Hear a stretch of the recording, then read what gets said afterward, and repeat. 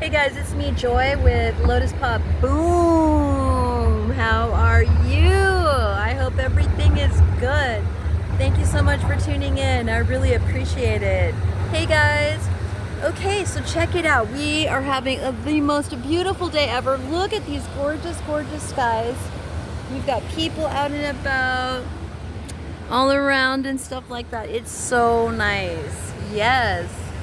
Okay, and I'm wearing a dress, okay? So it's a little bit of like I feel a little bit too warm in this dress, actually. But anyway, I'm just so happy. Hey guys, I just wanted to pop on and just say, I am so thrilled because this is my 1-year anniversary for being celibate. Yay! I am so excited about this.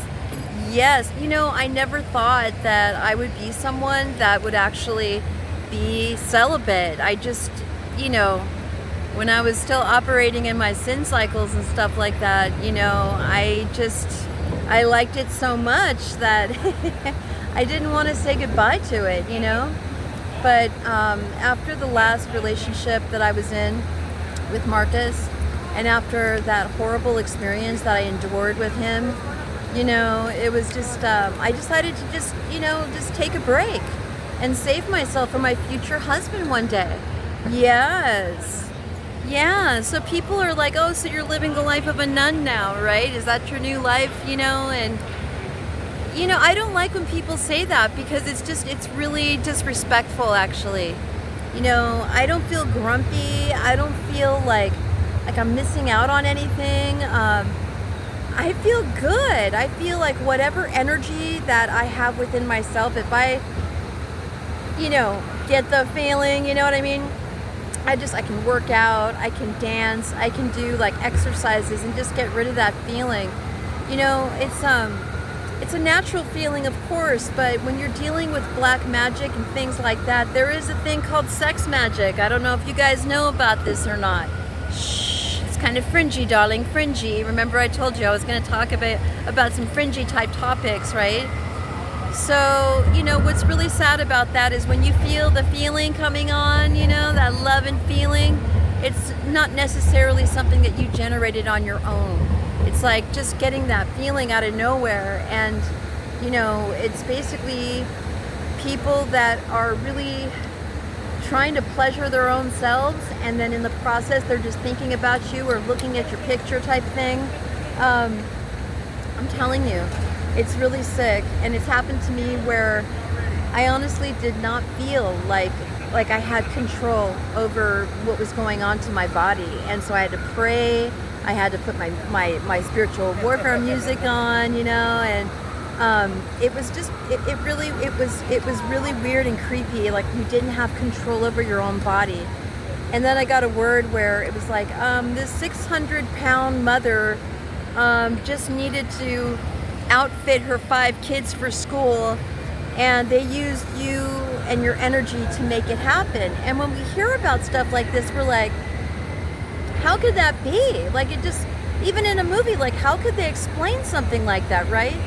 But it happens. So basically they'll have, whoever it is, that, they'll have relations with you, and then they'll take that and they'll go to their lover or their coven. There's a lot of sex covens out there, you guys. These people just want to make sure that they're still having sex, and so it just becomes a big party. It becomes a big orgy, right? Fringy, darling, fringy. Remember, fringy, quite fringy. So sorry if this makes you feel uncomfortable in any way, but it's really true. So it's like, so then they go, and then they will have relations with whoever else it is that's in the coven, and then they just chant out the things that they want. I want a new car. I want a new house. Oh, I'm gonna get my new job. I'm gonna get my new job. And the whole time they're doing the boogie, And can you imagine doing the boogie, and then you're just like, I want my new house. I want my new house. I'm getting my new house. I'm getting my new house. I mean, oh my gosh, like, can you imagine how stupid that looks and how ridiculous that must look? For real.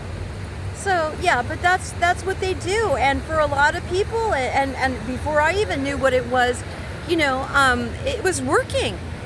I had friends say to me, Joy, how could you what happened to you? You have bad luck now, you know? And I'm like, I know, I don't know what's going on. I think it's black magic, but of course, you know, shh, don't talk about it, right?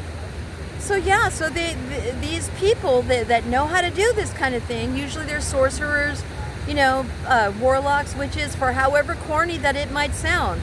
They are real. And yeah, they're the ones, this is how they're paying for their vacations. This is how they're paying for, you know, their new house. This is how they're paying for their kids' college education, you know, the whole nine. And meanwhile, you know, it's like, for me anyway, here I am in poverty, and, you know, my ex-family trying to erase me from humanity because I know everything that they've done. I know who they are, and I know the experiences that I had growing up, at least the ones that I can remember. So they don't want me here. They don't want me talking about it. They just want me to shut up. And, you know, they did the shut up spells on me. That was another one, you know, and it was just like my throat wasn't like, my voice wasn't really as good. Even right now you can hear my voice. It's not like my full voice. So yeah, so no matter how hard they try, you know, it's just not going to work. It's not. So anyway, that's what I wanted to just, you know, drop by and just let you know. I'm celebrating 1 year of sobriety, and I'm single. I'm not dating anyone. I've heard it through the grapevine that one of my ex-boyfriends is saying that we're back together again, and that's a big fat lie. It's a bold-faced lie from the pit of hell. I am not dating anyone right now, and I'm really happy about that. I'm just taking my own time for God, for me, for this channel, for purpose, you know, for healing. You know, I'm closed for spiritual maintenance, you know. I'm friendly though, and I love men. You know, I'm heterosexual, I'm not gay, you know, and yeah, I just haven't met the right guy yet, and somebody that can understand these types of things on the level that I do, you know. It's really hard to find someone that actually understands these things on a spiritual level. It's like people might meet me at first and then they're like, oh, so you're spiritual, huh? Yes, I am. You know, well, what church do you go to? And I'm like, I don't go to church. And well, you said that you're, well, yes, I am, but that kind of a thing. And actually, I'm Hebrew roots. I'm a Messianic believer in Yeshua, Jesus, Messiah. I call my Jesus, I call him Yeshua because that's his real name. So anyway, I know I'm kind of like touching on a bunch of different topics right here, but, you know, if someone's gonna get to know me and they don't even know Jesus' real Hebrew name, it's like, it's a turnoff. It disappoints me, you know, no matter how handsome they are or successful they are or funny or charming or, you know, engaging or intellectual. And if they don't know about the spiritual, it's dead in the water. But in the meantime, I'm very happy being single. I'm very happy being celibate. The Lord is healing me, and I'm saving myself for my future husband. Yeah, I'm not looking into like getting into another long-term, let's see what happens type of a thing, and then another 5 years goes by. I don't have that kind of a time. Not at this age. So anyway, that's about it for now. I just wanted to encourage you before I go. You know, if you've been thinking about, you know, going celibate, you know, and just taking a break or whatever, you know, that's totally fine. You don't have to ask for anyone's permission, okay? You don't have to. And you don't need to be afraid of it either. And if you're in a relationship and you just met someone and you're thinking, oh my goodness, this could really be the one, this could really be it, you know, and then you feel like you have to show your love that way, you know, like by giving him sex or giving her sex because you want to keep them in your life, then that's not the right person for you. These people, you know, most people don't even understand what it means to be celibate. They don't get it. And then at that point you almost become like an anomaly, right? It's like, oh, I'm going to be the one to pop that cherry, right? What do they say, after 1 year you're like a virgin again? Right? So just hold on to your values, you guys. You know, we are in this world, but we're not of this world. You know, I miss cuddling. I miss, you know, I thought I knew, I thought I found my love. I thought I really did, but it was all just a big lie. And And sadly, just after, you know, my money and the money that they helped to steal from me. And, you know, it is what it is at this point, you know? So I'm just gonna keep on keeping on, and I'm gonna continue to get it on about the mud. Yes, I am.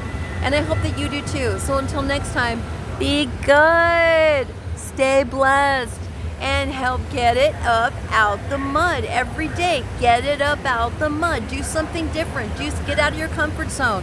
Try something. Push yourself. You got to push up out the mud. All right. Okay, you guys. Mwah. Bye.